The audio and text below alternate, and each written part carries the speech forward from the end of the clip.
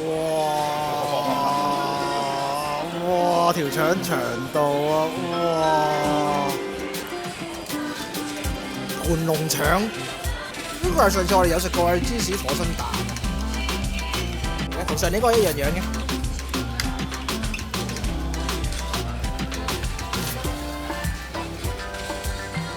哇！日輪咁樣，好帥氣啊！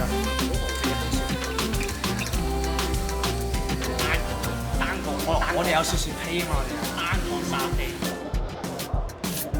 好，過咗一年翻嚟啦，菜版我哋翻嚟啦，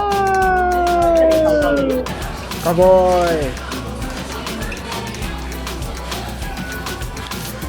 呢條粉腸又要反面又要焗咁樣樣，咁麻煩，一定好好食。哇！呢條粉腸唔係講笑啊！要試下啲粉腸啊！依家啊條粉腸咁可惡，蒜片粉腸啊！啲粉腸蒜醬，好耐啦。我入邊嘢咧，落分。不一樣嘅粉腸。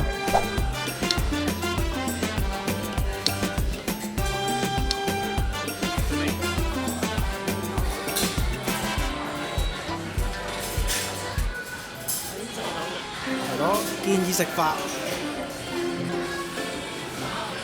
哦，原來是這樣子。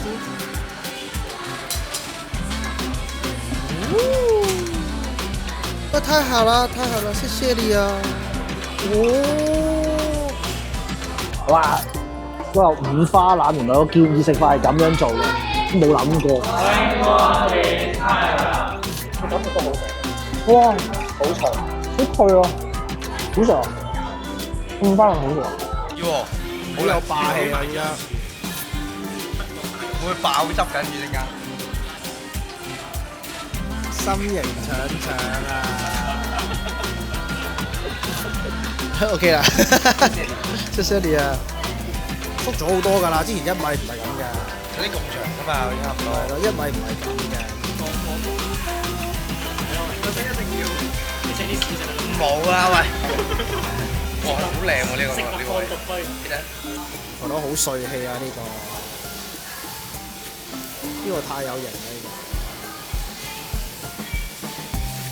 隔咗一年之後嚟翻菜版呢度食咧，質素依舊啊，簡直係正到冇朋友啊！服務又好喎，而且埋單都係200幾蚊一個人啫。最終幫我哋宵夜個小哥仲問我係咪做油盤嗰啲，可惜我唔係咁識普通話，答唔到太多啦。總之有緣就有機會再見啦。拜拜啦，拜拜。